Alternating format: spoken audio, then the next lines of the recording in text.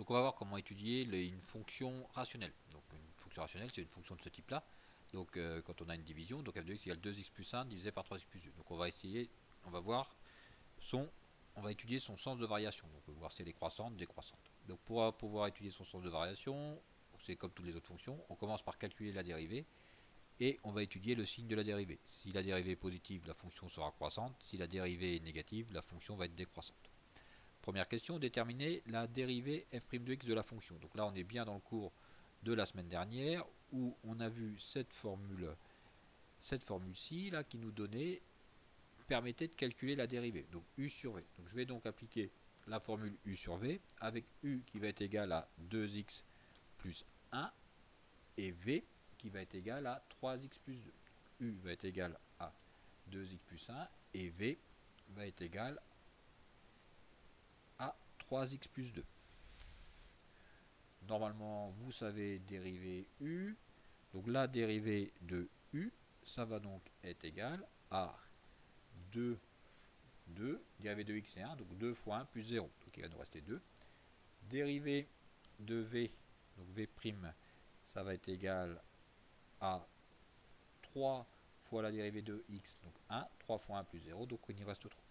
Donc maintenant, on applique tranquillement notre formule. Donc si j'applique ma formule, donc qu'est-ce que ça va me donner? Donc f' de x, ça va donc être égal. Ça commence par u'. U' c'est 2. Donc 2. Donc u' de x, ça va être 2 fois v. Et v dans cet exemple-là, c'est 3x plus 2. Moins u fois v'. U, c'est 2x plus 1. Donc moins 2x plus 1 multiplié par v', donc multiplié par 3. Divisé par v au carré. V au carré, c'est 3x plus 2. Donc divisé par 3x plus 2 au carré. Donc on va un petit peu simplifier le numérateur. Donc si on simplifie un petit peu le numérateur, donc que va-t-on obtenir?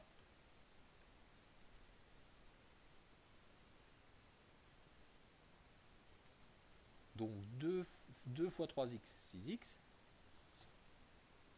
Donc 2 fois 3x, 6x, plus 2 fois 2, 4. 2 fois 2 il est là. 2x fois 3, donc 6x avec le moins qui est là, moins 6x. 1 fois 3, 3 avec le moins qui est là, moins 3. Et ça va être divisé par 3x plus 2 au carré. 3x plus 2 au carré.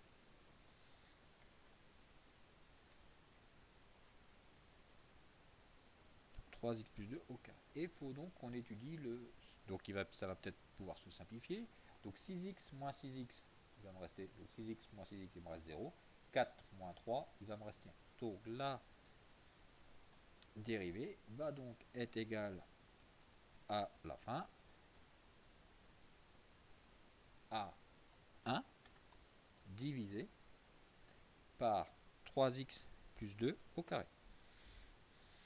Donc 3x plus 2 au carré.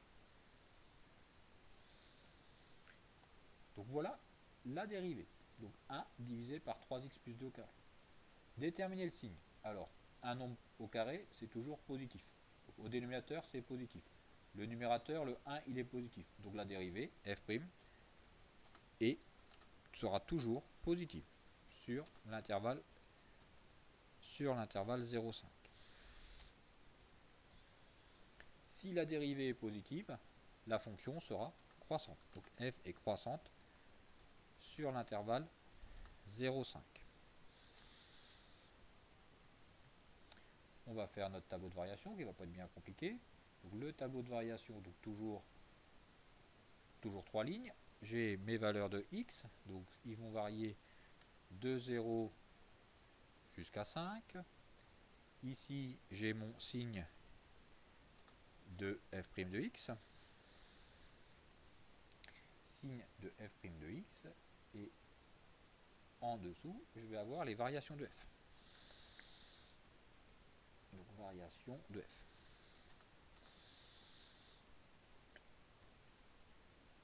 On a dit la dérivée est toujours positive. Donc la dérivée est positive, on va donc mettre un plus. Quand la dérivée est positive, la fonction est croissante. Donc la fonction est croissante. Donc il me reste à calculer la valeur que je vais mettre ici. La valeur que je vais mettre ici, ça va être f de 0.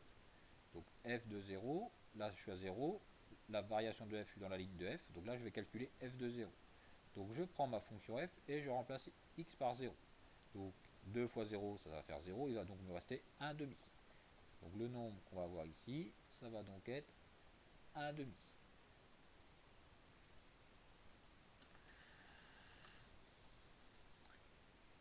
Le nombre qu'on va chercher ici, je vais prendre ma fonction et je vais remplacer x par 5. Donc je remplace x par 5. Donc 2 fois 5, 10, 10 plus 1, 11. Donc ça va être 11 divisé par, donc 3, je remplace x par 5, donc 3 fois 5, 15, 15 plus 2, 17. Donc ici, ça va être 11 sur 17. Le nombre qu'on va avoir ici, 11 sur 17.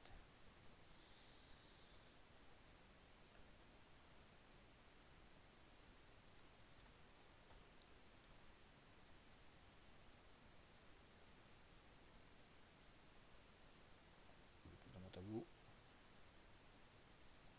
Voilà, 11 sur 17. Compléter en arrondissant 10-3 près si nécessaire. Bon, bah ça c'est pas compliqué. Hein. Vous prenez votre calculatrice, menu tableau de votre calculatrice, vous rentrez la fonction f, et normalement ça va vous remplir votre petit tableau. Donc si on remplit le petit tableau, donc moi je l'ai fait ici, arrondi à 10-2, donc on va avoir à 10-3, on va donc avoir ces valeurs là. D'accord. Tracer la courbe. Donc vous pouvez très bien la tracer sur votre papier, il n'y a pas de souci. Hein. Alors je vous ai mis comme échelle 2 cm en abscisse. Donc ici, d'ici à ici, je dois avoir des 2 cm. 2 cm, 2 cm, et je vous ai mis 10 cm en ordonnée. Donc 10 cm en ordonnée. Donc le premier point, ça va être le point de coordonnée 0, 0,5. Le deuxième point, ça va être le point de coordonnée 0,5, 0,57. Arrivé là. Le troisième point, ça va être le point 1, 0,6, etc.